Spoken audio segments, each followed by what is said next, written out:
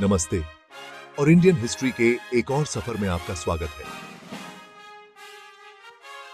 आज हम 15वीं शताब्दी में ओडिशा के शक्तिशाली शासक गजपति कपिलेंद्र देव के बारे में जानेंगे। कपिलेंद्र देव के शासनकाल ने ओडिशा के लिए एक स्वर्णिम युग की शुरुआत की, जिससे इसके क्षेत्रों का विस्तार हुआ और इसकी सांस्कृतिक समृद्धि बढ़ी। तो आइए मेरे साथ ओडिशा के शेर गजपति कपिलेंद्र देव के असाधारण जीवन और समय में तल्लीन होते हैं। साल था 1434। ओडिशा, जो कभी एक शक्तिशाली राज्य था, कमजोर और असुरक्षित पाता है। कपिलेंद्र देव, एक महत्वाकांक्षी राजकुमार, ने इस मौके का फायदा उठाया। चतुराई से भरे राजनीतिक कदमों और सैन्य अभियानों से उन्होंने ओडिशा के सिंहासन पर कब्जा किया। उनका उत्थान चुनौतियों के बिना नहीं था। कपिलेंद्र देव ने हर चुनौती का सामना दृढ़ संकल्प के साथ किया। उनकी जीत ने ओडिया वर्चस्व के एक नए युग की शुरुआत की। ओडिशा को अपने शासन में सुरक्षित करने के बाद कपिलेंद्र देव ने अपने राज्य की सीमाओं का विस्तार करने का लक्ष्य रखा। उनका शासनकाल सैन्य अभियानों का पर्याय बन गया।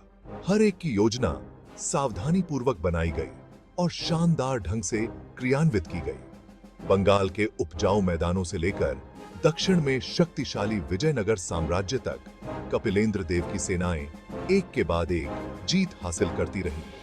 उनकी सबसे उल्लेखनीय जीत ओडिशा के दक्षिणी क्षेत्रों का विलय था, जो विजयनगर साम्राज्य के नियंत्रण में थे। इस निर्णायक जीत ने न केवल उनके क्षेत्र का विस्तार किया, बल्कि विजयनगर साम्राज्य के दक्षिण की ओर बढ़ने को भी प्रभावी ढंग से रोक दिया। उनके सैन्य अभियान केवल आक्रामकता के कार्य नहीं थे, बल्कि रणनीतिक मास्टर स्ट्रोक्स थे, जिन्होंने ओडिशा की सीमाओं को सुरक्षित किया और इस क्षेत्र में अपना डोमिनेंस स्थापित किया। कपिलेंद्र देव के शासनकाल में ओडिशा भारत के सबसे शक्तिशाली स्टेटों में से एक बन गया, जिसका प्रभाव दूर दूर तक फैल गया। Section 4, patron of the arts and governance. Kapilendra Deva की विरासत उनकी सैन्य विजयों से कहीं आगे तक फैली हुई है। वे एक बुद्धिमान और न्यायप्रिय शासक थे, जो अपनी प्रजा के कल्याण के लिए समर्पित थे। उनके शासनकाल में ओडिशा ने शांति और समृद्धि का दौर देखा। उन्होंने कई मंदिरों और पानी की टंकियों का निर्माण करवाया, विद्वानों और कलाकारों को संरक्षण दिया और उनका दरबार शिक्षा और रचनात्मकता का केंद्र बन गया। उनके शासनकाल में प्रतिष्ठित कोणार्क सूर्य मंदिर का निर्माण हुआ, जो ओडिशा की स्थापत्य प्रतिभा का प्रमाण है। कपिलेंद्र देव के प्रशासनिक सुधारों ने उनके राज्य को मजबूत किया। उन्होंने शासन की एक केंद्रीकृत प्रणाली की स्थापना की और व्यापार को बढ़ावा देने के उपाय लागू किए।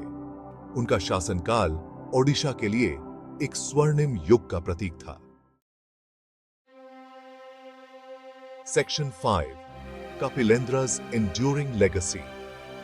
4 दशकों से भी अधिक समय तक शासन करने के बाद कपिलेंद्र देव का 1457 में निधन हो गया, लेकिन उनकी विरासत जीवित रही। भारतीय इतिहास के पन्नों और ओडिया लोगों के दिलों में अंकित है।